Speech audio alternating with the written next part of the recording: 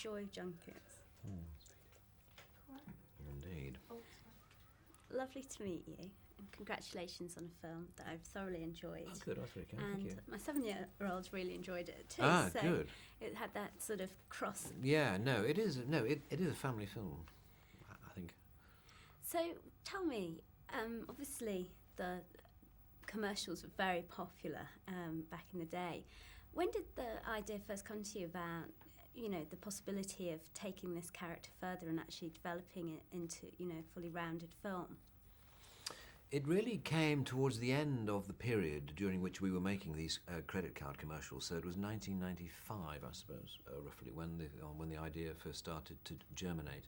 And then I was doing Mr. Bean at the time, and we were doing the Mr. Bean movie in 96, and then 97 it was released. And then after that, I sort of knew that I didn't want to do Mr. Bean again for a little while, to put him on the back burner.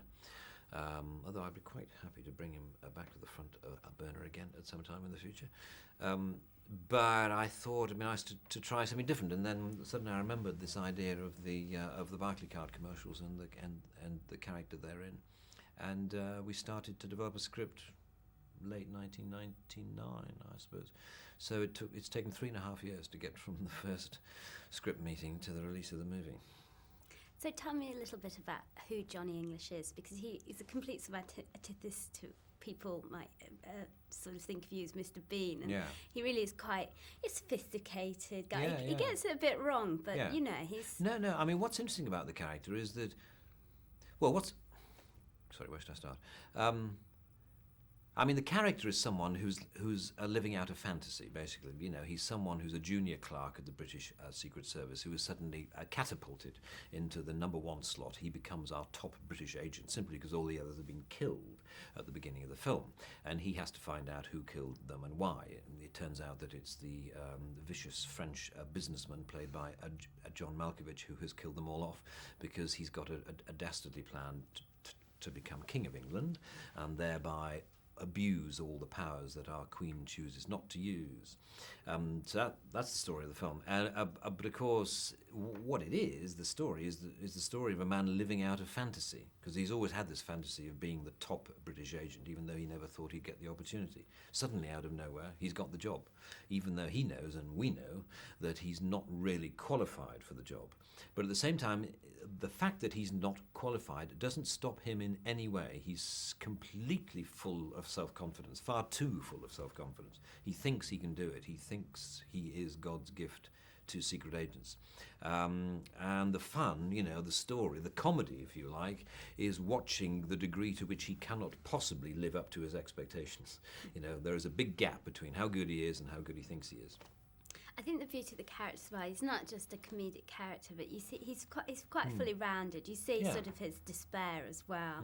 And he has real emotions, which allows you to identify him, while at the same time kind of laughing at his expense.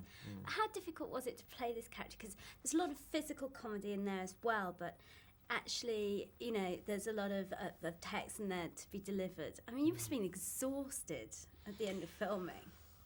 Yeah, I can't remember how exhausted I was. Yeah, I mean, what I like about the character is that he is quite a serious man. I mean, it's actually quite a serious character. I mean, when you first see him, you think, well, maybe he is rather good as secret agent. There's something rather convincing about him. He seems to dress well, and he drives his car very well, and looks as though he might be good with a gun. He looks the part. It's only as the story evolves that you start to realize the ways in which he fails to live up to his expectations. But from an acting point of view, that's great fun because I'm a great believer that you have in a film, where you're expecting someone to sit down for 90 minutes and watch your story, is that your central character has got to have quite a lot of credibility, even in a silly little comedy like ours. You've got to believe in him, and you've sort of got to want him to succeed. He's got a mission to do, and even though he's manifestly underqualified for the mission, you kind of think, I hope you do well. It's like the guy, standing up, from the audience when the tenor in the opera has become ill, and the stage manager comes to the front and says, "Is there anyone here who can sing the part?" And someone stands up and says, "Oh, I can do it," and he stands up and he has a good go at it, and and as long as he does his best, then you're rooting for him. And I think that's the story of Johnny English. It's a man who shouldn't be doing the job, who does his his damndest to make it work.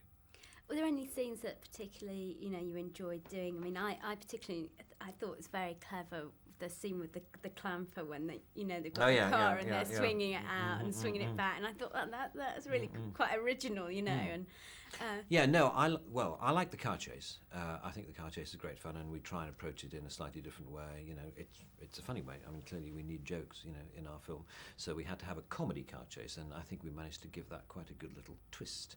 Apart from that, I enjoyed doing the scenes with the actors. I loved doing the stuff with Ben Miller, who plays Boff, my sidekick.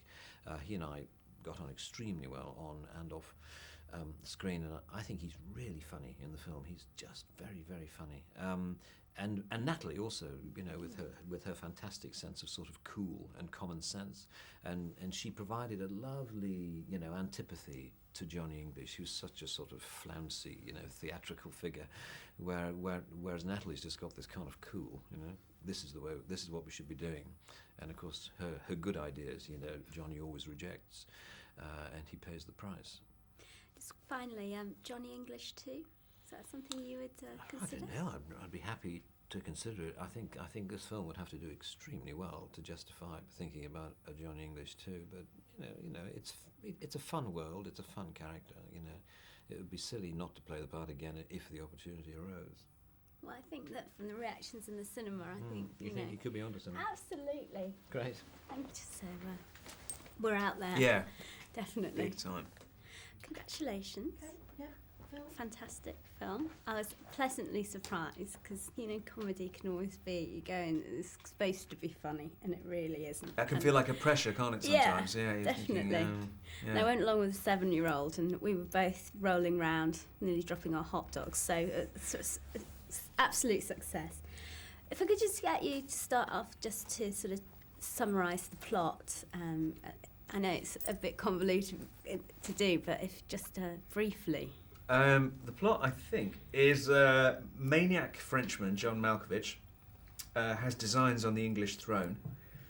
So I just start again. Horrific wind. The plot, so far as I can remember it, is. I feel singularly unqualified to tell you what it is. It's something like maniac Frenchman John Malkovich has designs on the English throne. By foul means, manages to instate himself as monarch, and Johnny English is the only man who can stop him. By whatever means possible. By whatever means possible.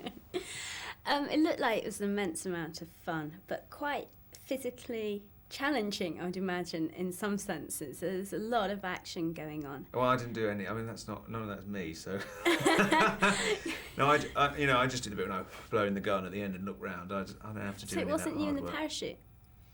Well, I mean, you do. I mean, bits of it are obviously, but by and large, all the really scary stuff is thankfully done by somebody else. Yeah. Rowan did much more scary things than I did, as far as I remember. And pooey things. Yeah. Not good. So, what was your first sort of reaction to the fact that they were going to expand, these characters that were originally in the Barclaycard adverts into, a full-length film, and that, you were going to sort of expand this Boff role into, a fully fledged person? Yeah, I was just really excited. When I read the script, I just thought it was, I thought it was really, really, really well done. Because I mean, one of the really important things in something like this is that it's funny at the same time as it's got a good story that you want to follow. And I think that quite a lot of comedy films sort of tend to sort of fall apart because the comedy runs away with itself, and you kind of lose the story. And it's just so important if you're going to be sitting there for 90 minutes that you're kind of gripped by the story as well. And I thought what the script did really well was it wove the comedy so well into the story.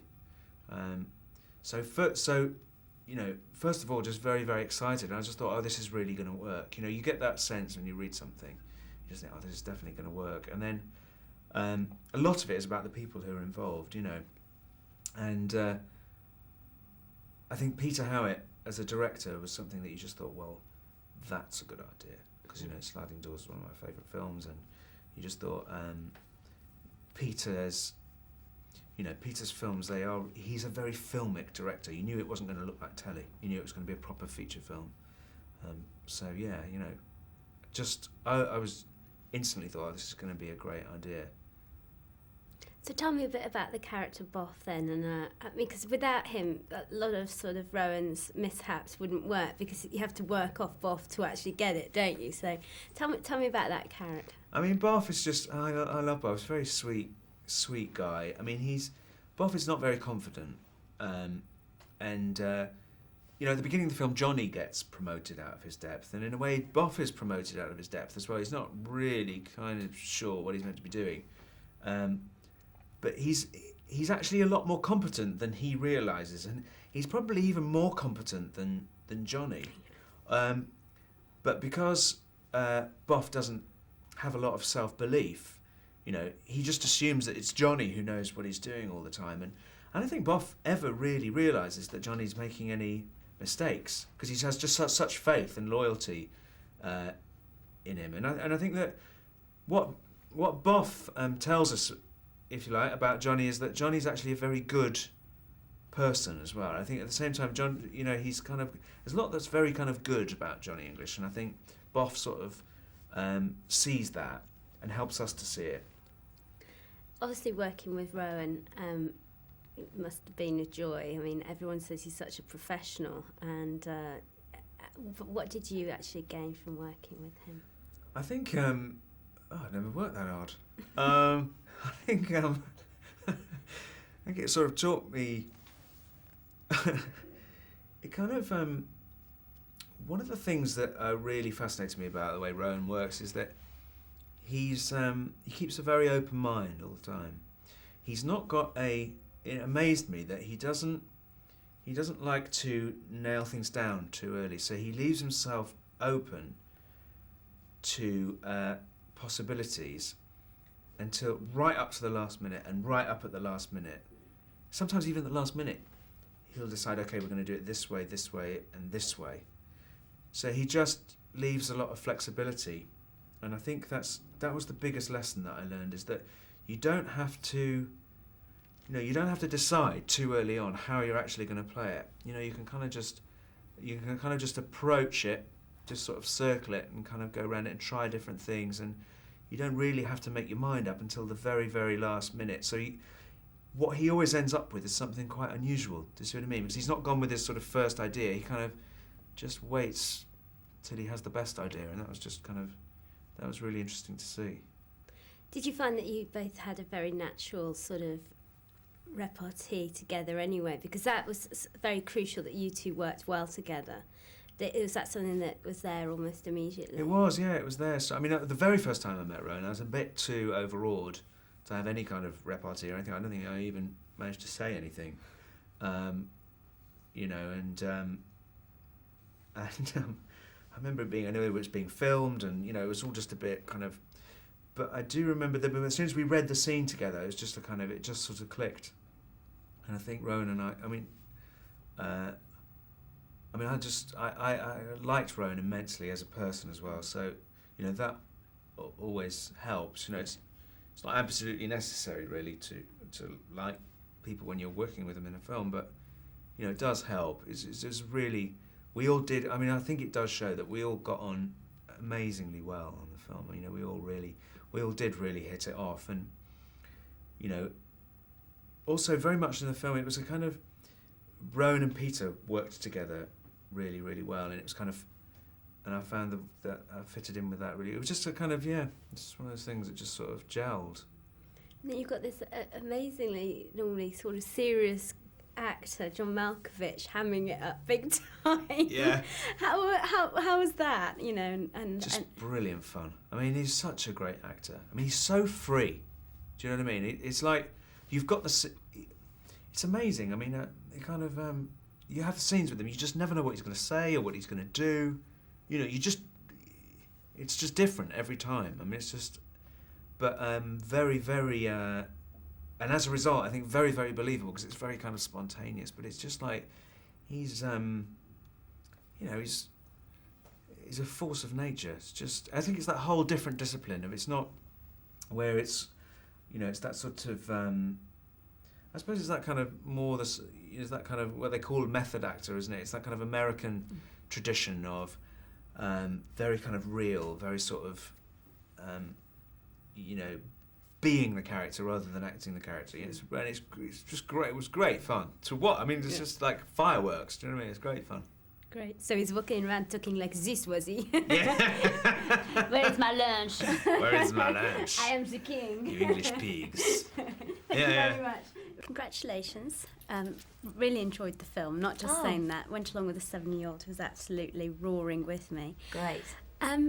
When they came to you, well, first of all, how did you become involved in the film? And, how did you feel about sort of being the glamorous spy?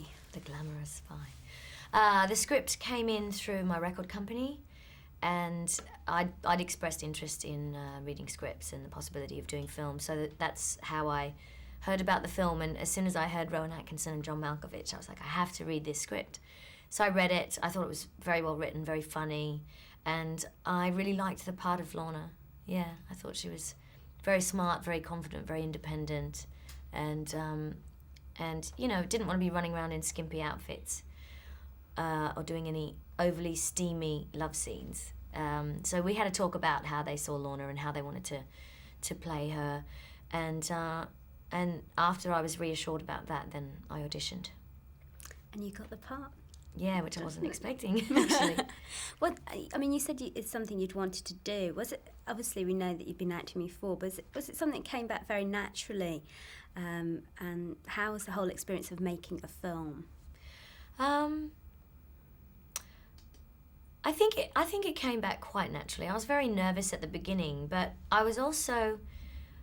didn't have high expectations. Like, I didn't put too much pressure on myself because I was aware that, you haven't done this for 9 years, do your best, go in there. And Peter and Rowan made me feel so reassured that they were going to cradle me through the experience and not put me in any situation where I wouldn't know what was going on, or technically everything's different to television as well. So I just saw it as a great learning experience and a great first role to do, not overly challenging, but with a great cast and a great director.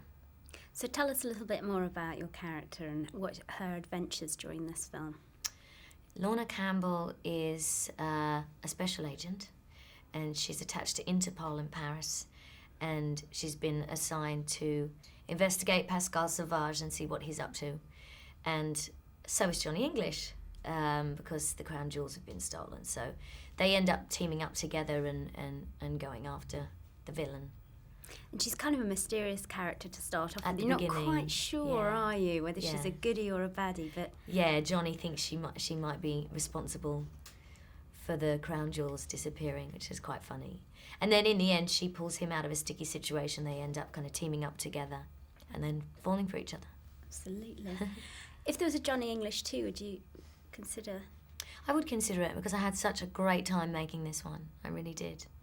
Is this something that you wish to pursue, or is the music being put on hold? I mean, you were working on another album, weren't you? Yeah, I've been songwriting since the end of last year, and I'm hoping to have an album out by August. So we'll see what happens. And I do want to do more film, but obviously it's going to be a case of what I can fit in and everything. So I'll just keep reading scripts and maybe look at smaller roles in an ensemble cast just for the time factor and see what happens. Working with two great actors as well, though. I mean, from totally different sides of the scale. A person who's normally perceived as a very serious actor, sort of John Malkovich, and then you've got your classic Rowan Atkinson. Yeah. How first of all, with John, I mean, I was screaming with his French accent. Yeah. Well, I didn't do that many scenes with John, but I had a lot of fun watching him, especially at the end when Rowan's swinging backwards and forwards with the crown. Very funny and very brave. Yeah, I was blown away by the improvisations he'd throw in there, because that's just something that I'm so not comfortable doing yet. So I learnt different things from both of them, Rowan's very intellectual at the way he approaches a scene, and very methodical, and thinks of every tiny little aspect of everything, and even when he's done a brilliant take, he'll just do one more. So yeah, they're very different in their approach. So singing, acting, if you had to choose between the two, would it be possible? Not at the moment. I'm just at that point where I'm trying to do both, so I'm not really in the mode of wanting to have to choose. It's not the end of the world if I had to. I think I love both of them, so as long as I can make a living doing what I want to do, that's good. And is it right that you sing on the part of the thing? Robbie's got a track, hasn't he? I wasn't sure if you'd been Yes, involved. he has. Good old No, Robbie. not this time. No, that would be a film, definitely. So how did Peter help you? Because obviously, being an actor himself, he can see from both sides, directing. Yeah. Was he very, sort of... He was great. Well, he helped me out very early on because he spoke to me as an actor. So he would probably talk through things with me a lot more than he would do normally, because he was aware that I needed that because it was my first film, and it was very helpful. He gave me a lot of ideas about how to look at the scene, and still left it up to me, but just put things in my mind to think about, which was good. You've got a much publicised relationship. Are you going to manage to fit a wedding in all this activity? Maybe at the start of next year. We're both very, very busy at the moment, so... Watch this space. Yeah. We'll look forward to seeing you on Sunday. Yep. You got your dress chosen? I've got a few options. I haven't made my final choice yet. Okay, I shall look out for it. Okay. Thank you. Bye. Congratulations. Thanks. Every time it goes on. Right. Power box or something the other end. Cameras at speed. Okay, we're timing to 9 minutes. Do you want to be recorded just in case you think it's okay, or will it just be too dark? It will look a little... Yeah, Very gloomy. don't worry about it. Never mind. My moment of glory. I know, never mind. Anyway, Sit. congratulations. Thank you. I was pleasantly surprised. I have to say, I went along with my 7-year-old, and I was thinking, That's the thing to do. oh God, another movie I've got to go and see. Like you kind of think, but now I was like roaring with laughter. Did you go to the thing on On the Sunday morning. Oh, I was there. Yeah, it went down really well. Brilliant, wasn't it? Really good atmosphere. It played really well, didn't it? Yeah.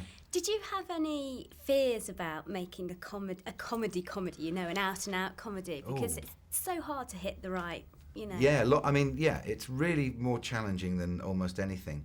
Lots of fears, especially because when you're making it, you're only surrounded by the people you're making it with. And if you laugh too much at what you're doing, you feel like, well, am I laughing because I hope it's going to be funny?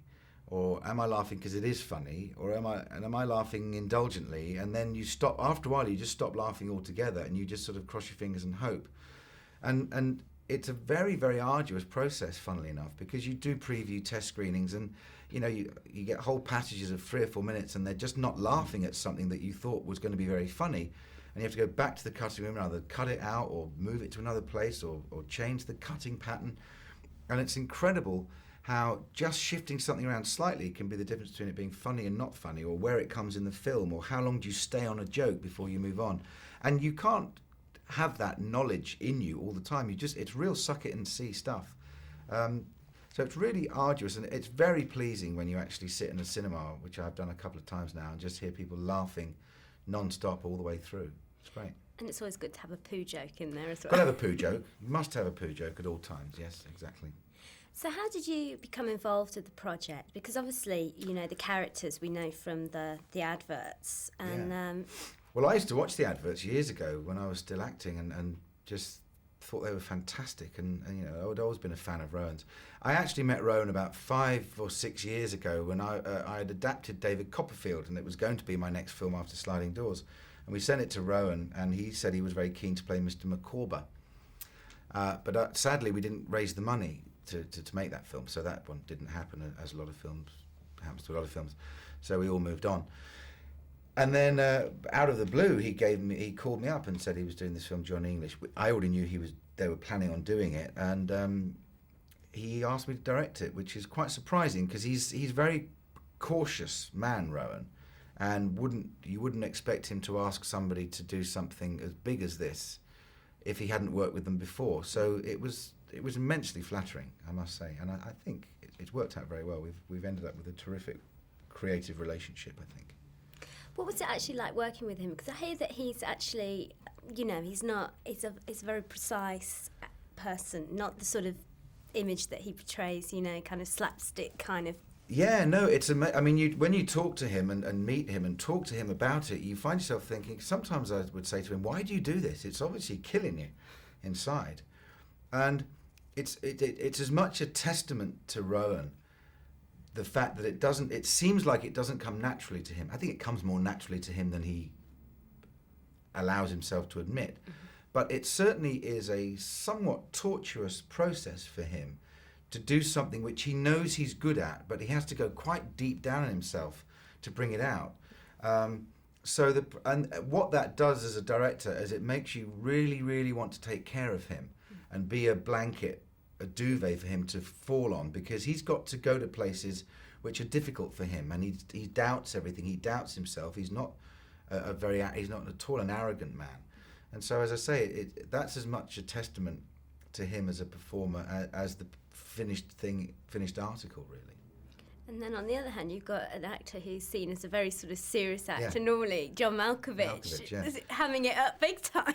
He just had a ball. Malkovich just had a ball. He obviously decided, right, I've done all these serious films, I'm just going to have a ball. And he's the antithesis of Rowan. He just shows up and will do anything you ask him and doesn't question it. Although, in truth, the character that John is playing is someone who is allowed to be bigger and broader. Johnny English has to have a consistency. You have to create a character that has a consistency to it, and that's very much Rowan's thing. The Blackadder, you know how he's going to behave in any situation.